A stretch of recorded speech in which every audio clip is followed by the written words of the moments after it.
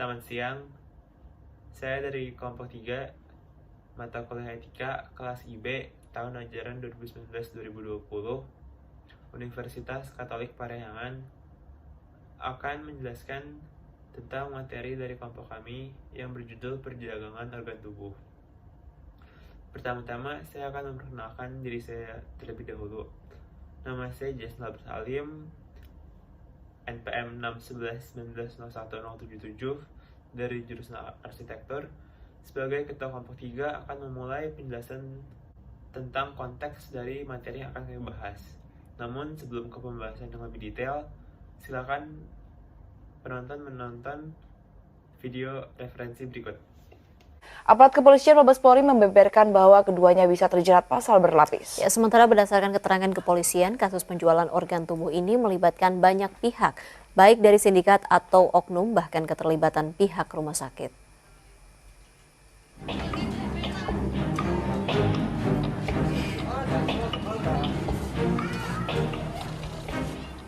Lima warga Kecamatan Majalaya, Kabupaten Bandung yang menjadi korban penjualan organ tubuh ginjal kini masih dalam proses penyelidikan aparat kepolisian.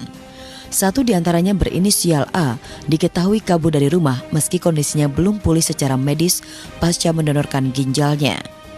Diketahui sebelumnya 4 warga Kecamatan Majalaya, Kabupaten Bandung ini nekat menjual organ tubuhnya dengan alasan terhimpit masalah ekonomi. Keempat korban tersebut teridentifikasi setelah Mabes Polri mengungkap kasus jual beli ginjal beberapa waktu silam. Entah karena takut atau tak berani memberikan keterangan, satu warga berinisial A diketahui tak berada di rumah saat petugas ingin meminta keterangan. Sama seperti korban lainnya, A menjual ginjal setelah ditawari oleh Yana alias Amang yang kini telah ditahan dan ditetapkan sebagai tersangka oleh Mabes Polri. Udah menurut Amang muar tapi gitu. Ya nawarin dah atep mah sebagai terjadi gitu kita tertidur ti dia di mumi ieu. Jadi abdi teh ngawagal teh tese gitu. Ngawagal banyak ieu tetep ulah tep omat teh kupama enggak tegak kitu tenaga ulah kitu teh. Ulah sampai ka kitu. Dicilaga tapi ngan atepna teh ieu teu nang care. Diketahui maraknya sindikat penjualan organ tubuh ini memang jelas dilarang oleh negara dan telah diatur dalam undang-undang.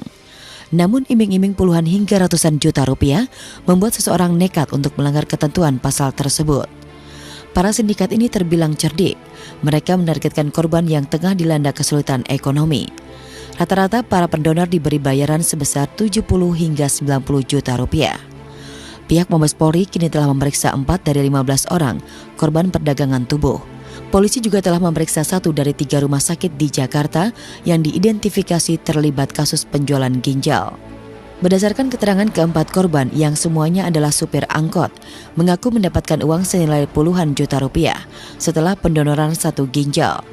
Jadi ada dari 15 yang sudah disampaikan korban, sudah yang kami lakukan pemeriksaan ada 4. Karena sisanya itu masih kita mencari meyakinkan para si korban. Karena intinya para korban ini kan sudah ada dengan teror, dengan oknum ya, karena memang jaringan-jaringan itu ya.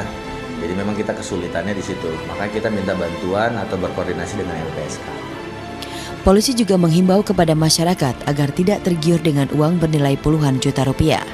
Karena baik pelaku dan pendonor jika terbukti dapat dikenakan pasal 2 ayat 2 Undang-Undang Nomor 21 Tahun 2007 tentang TPPO dan Undang-Undang Nomor 36 Tahun 2009 tentang kesehatan yang berisikan organ dan jaringan tubuh dilarang diperjualbelikan dengan dalih apapun.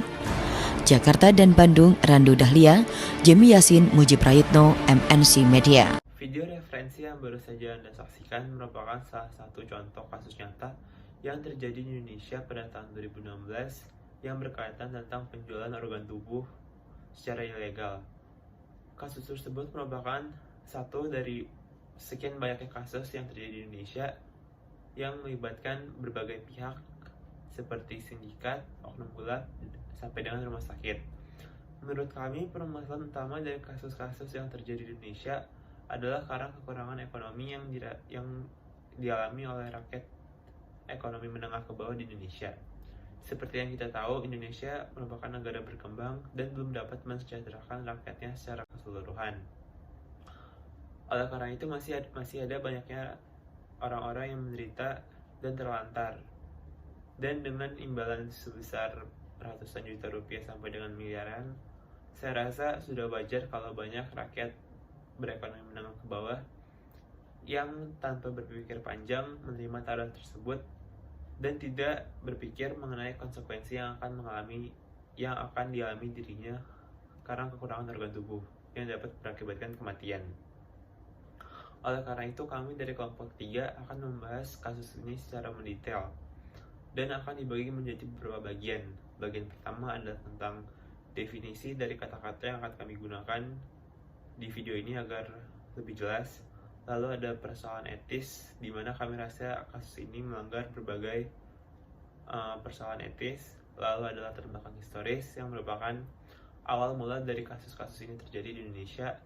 Lalu ada norma-norma dan kategorisasinya serta pandangan kami sebagai kelompok. Lalu ada bagian kritis negatif yang berisi tentang argumen pro dan kontra dan akan kami hubungkan terhadap teori-teori etika yang sudah kami pelajari. Selanjutnya ada bagian preskriptif yang berisi tentang posisi kami sebagai kelompok, antara kami setuju atau tidak setuju, dan juga tentang tindakan konkret yang berisi tentang tindakan preventif dan kuratif yang kami rasa dapat menjadi solusi dari permasalahan tersebut. Pembahasan selanjutnya akan dilanjutkan oleh teman saya. Melibatkan berbagai pihak seperti sindikat, oknum gulat, sampai dengan rumah sakit. Menurut kami, permasalahan utama dari kasus-kasus yang terjadi di Indonesia adalah karena kekurangan ekonomi yang dialami oleh rakyat ekonomi menengah ke bawah di Indonesia. Seperti yang kita tahu, Indonesia merupakan negara berkembang dan belum dapat mensejahterakan rakyatnya secara keseluruhan. Oleh karena itu, masih ada banyaknya orang-orang yang menderita dan terlantar. Dan dengan imbalan sebesar ratusan juta rupiah sampai dengan miliaran, saya rasa sudah wajar kalau banyak rakyat berekonomi menengah ke bawah yang tanpa berpikir panjang menerima tawaran tersebut dan tidak berpikir mengenai konsekuensi yang akan dialami dirinya karena kekurangan organ tubuh yang dapat berakibatkan kematian. Oleh karena itu, kami dari kelompok 3 akan membahas kasus ini secara mendetail dan akan dibagi menjadi beberapa bagian. Bagian pertama adalah tentang definisi dari kata-kata yang akan kami gunakan di video ini agar lebih jelas. Lalu ada persoalan etis, di mana kami rasa kasus ini melanggar berbagai persoalan etis. Lalu ada latar belakang historis yang merupakan awal mula dari kasus-kasus ini terjadi di Indonesia. Lalu ada norma-norma dan kategorisasinya serta pandangan kami sebagai kelompok. Lalu ada bagian kritis negatif yang berisi tentang argumen pro dan kontra dan akan kami hubungkan terhadap teori-teori etika yang sudah kami pelajari. Selanjutnya ada bagian preskriptif yang berisi tentang posisi kami sebagai kelompok, antara kami setuju atau tidak setuju, dan juga tentang tindakan konkret yang berisi tentang tindakan preventif dan kuratif yang kami rasa dapat menjadi solusi dari permasalahan tersebut. Pembahasan selanjutnya akan dilanjutkan oleh teman saya. Perkenalkan, nama saya Mulia Setiawati dengan NPM 6031801148. Saya akan menjelaskan pembatasan masalah yang kelompok kami bahas. Penjualan organ tubuh secara ilegal saat ini banyak dilakukan dengan cara menculik atau membunuh manusia. Banyak juga dari mereka yang menjual organ pribadinya karena tergiur oleh harga yang ditawarkan. Padahal terdapat aturan hukum di Indonesia bagi mereka yang melakukan penjualan secara ilegal. Sebelum berlanjut ke pembahasan berikutnya, ada baiknya kelompok kami membatasi istilah yang kami gunakan, yaitu penjualan yang kami maksud adalah aktivitas menjual yang dilakukan melalui online maupun offline. Organ, yaitu organ yang termasuk dalam pembahasan kami adalah jantung, mata, ginjal, dan hati. Tubuh, yaitu yang kami maksud adalah organ tubuh manusia. Ilegal, yaitu seseorang melakukan penjualan dengan tata cara yang melanggar hukum. Pembahasan istilah tersebut kami gunakan agar tidak ada kesalahpahaman dalam makalah. Menurut kami pula, aktivitas jual beli organ atau jaringan tubuh kami anggap tidak etis karena melanggar hukum dan dilakukan secara diam-diam, kecuali bila mereka mendonorkannya secara sukarela tanpa terikat oleh penjualan. Selanjutnya saya Adrian Putrawahono, NPM 6111901-107. Saya akan menjelaskan mengenai latar belakang historis mengenai penjualan organ. Awal mula penjualan organ tubuh diawali dari keberhasilan perkembangan teknologi dalam bidang kesehatan, yaitu terutama dalam bidang transplantasi organ. Transplantasi organ yang pertama kali berhasil dilakukan adalah pada tahun 1950, yaitu transplantasi ginjal dan diikuti transplantasi jantung pada tahun 1967. Nah, hal ini memberikan dampak positif dan negatif. Dampak positifnya adalah, saya ambil contoh dari kasus pasien gagal ginjal. Dengan adanya transplantasi organ, pasien dengan gagal ginjal tidak perlu melakukan transfusi darah terus-menerus, yang dimana memakan banyak biaya. Dengan adanya transplantasi organ, lebih menghemat biaya dan waktu. Namun dampak positif ini juga diikuti dengan dampak negatif, yaitu beberapa pihak yang tidak bertanggung jawab memanfaatkan hal ini untuk keuntungan pribadi dengan memperdagangkan organ tubuh manusia. Nah, kasus pertama yang tercatat adalah kasus di India, di mana 80% ginjal dibeli untuk proses transplantasi ginjal di rumah sakit India.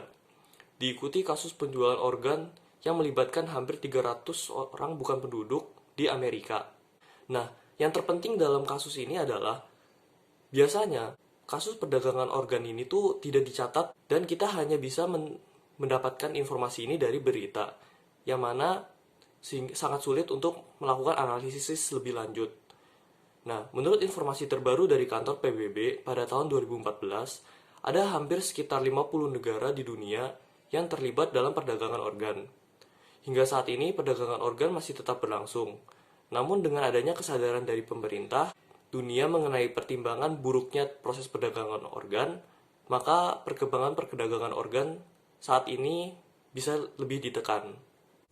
Nama saya Salsabila Maulidani, NPM 6111901-104, akan menjelaskan slide ke-7 dan slide ke-8 yang berisikan norma-norma dan kategorisasinya.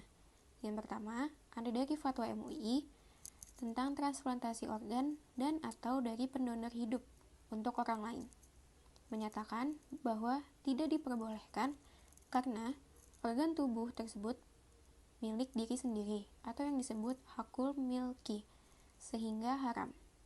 Pandangan norma-norma terhadap kasus tidak setuju. Nomor 2, ada dari URI nomor 36 tahun 2006 tentang kesehatan, menyatakan pada pasal 64, organ dan atau jaringan tubuh dilarang diperjualbelikan dengan dalih apapun. Pandangan norma-norma terhadap kasus tidak setuju. Nomor 3, ada dari UU nomor 23 tahun 2002 tentang perlindungan anak, menyatakan bahwa pelaku penjualan organ tubuh anak bahwa dapat dikenakan sanksi. Pandangan norma-norma terhadap kasus tidak setuju. Yang keempat, ada dari PPRI nomor 18 tahun 1981 tentang bedah mayat klinis dan bedah mayat anatomis serta transplantasi alat atau jaringan tubuh manusia, menjelaskan bahwa pasal 17 dilarang memperjualbelikan alat dan atau jaringan tubuh manusia. Pandangan norma-norma terhadap kasus tidak setuju. Baik, selanjutnya saya Alga Natasha Haifa, NPM 6111901-071. Saya akan menjelaskan mengenai kritis negatif, yaitu alasan argumentasi pro dan kontra dan hubungannya dengan dasar teori etika yang sebelumnya sudah pernah dipelajari. Terdapat 3 pemikiran. Yang pertama adalah UU nomor 36 tahun 2009 pasal 192 yang menyatakan bahwa setiap orang yang dengan sengaja memperjualbelikan organ ataupun jaringan tubuh dengan dalih apapun atau dengan alasan apapun sebagaimana yang dimaksud dalam pasal 64 ayat 3 akan mendapatkan sanksi, yaitu dipidana penjara paling lama 10 tahun atau denda paling banyak sebesar 1 miliar rupiah. Dan pandangan kritis kelompok terhadap hal ini adalah diterima. Dan dasar dari teoretika yang dapat kita ambil dan maknai dari pemikiran tersebut adalah kebebasan. bahwa kita menyadari hanya kitalah yang harus bertanggung jawab terhadap perbuatan kita masing-masing. Sehingga bila kita melakukan perbuatan yang bertentangan dengan hukum atau bertentangan dengan yang seharusnya, maka kita pasti akan memperoleh sanksi yang tegas sesuai dengan hukum yang berlaku. Lalu selanjutnya pemikiran kedua adalah dari Injil Imamat bab 25 ayat 14 yang mengatakan, apabila kamu menjual sesuatu kepada sesamamu atau membeli daripadanya, janganlah kamu merugikan satu sama lain. Yang dimaksud di sini adalah penjualan benda, bukan penjualan organ tubuh manusia secara ilegal. Dan pandangan terhadap hal tersebut adalah diterima. Hubungannya dengan teori etika di sini adalah mengenai hati nurani, sehingga hati nurani menjelaskan adanya sisi kognitif menuntun kita dalam menentukan hal yang benar, dan sisi emosional kita yang menentukan dan merasa berkewajiban untuk melakukan hal yang benar. Oleh sebab itu, penjualan ilegal mengenai penjualan organ tubuh manusia akan mencoba untuk melanggar hati nurani dalam sisi emosional. Dan yang terakhir adalah peraturan pemerintah nomor 18 tahun 1981 tentang bedah mayat, anatomi serta transplantasi alat dan atau jaringan tubuh manusia, pasal 17. Pandangan tersebut diterima dan hubungannya dengan teori etika adalah prinsip teori dasar dan keutamaan moral. Menurut kami, saat menanggapi kasus spesifik seperti pencurian organ tubuh manusia pada mayat seseorang, itu akan melanggar prinsip sikap baik, keadilan, dan juga pandangan pertanggungjawaban karena keputusan hanya dilakukan sepihak. Karena apabila melakukan pencurian, maka anggota keluarga ataupun dari sisi moral pun juga tidak baik. Maka ini sangat bertolak belakang dengan prinsip sikap baik ataupun keadilan. Perkenalkan, nama saya Gabriela Hustar dengan NPM 6091801130 akan menjelaskan hasil penelitian yang telah dicapai oleh kelompok kami. Yang pertama, pada tahun 2017 silam, pasien yang mengalami gagal ginjal dan melakukan pencucian darah tercatat sebanyak 70.000 orang. Sementara itu, angka ini akan terus bertambah hingga mencapai sebanyak 225.000 orang. Di sisi lain, Indonesia sendiri mengalami kelangkaan akan donor organ tubuh dan salah satunya adalah organ ginjal. Hal ini yang kemudian menyebabkan pasien yang berasal dari keluarga mampu untuk menjalankan operasi transplantasi di negara lain dan membeli organ tubuh yang diperlukannya di pasar gelap atau pasar ilegal. Kami sebagai satu kelompok sepakat untuk tidak menyetujui kehadiran pasar ilegal yang menjual organ tubuh tersebut. Mengapa? Karena satu, hal ini tidak sesuai dengan nilai-nilai yang terkandung dalam hukum maupun agama. Dan yang kedua, organ tubuh tidak dapat disamakan dengan benda umum yang dapat diperjualbelikan secara luas. Dan yang ketiga, hal ini juga tidak sesuai dengan nilai etik yang ada dalam ilmu kedokteran. Maka tindakan konkret yang harus diambil adalah berupa tindakan preventif dan tindakan kuratif. Contoh dari tindakan preventif adalah upaya pemerintah untuk melakukan sosialisasi terhadap masyarakat untuk menaati peraturan dan tidak melakukan aktivitas yang berkaitan dengan perdagangan organ tubuh secara ilegal. Dan tindakan kuratif berupa pemberian sanksi sebesar-besarnya kepada mereka yang telah melanggar hukum yang telah ada. Sekian presentasi dari kelompok kami, terima kasih.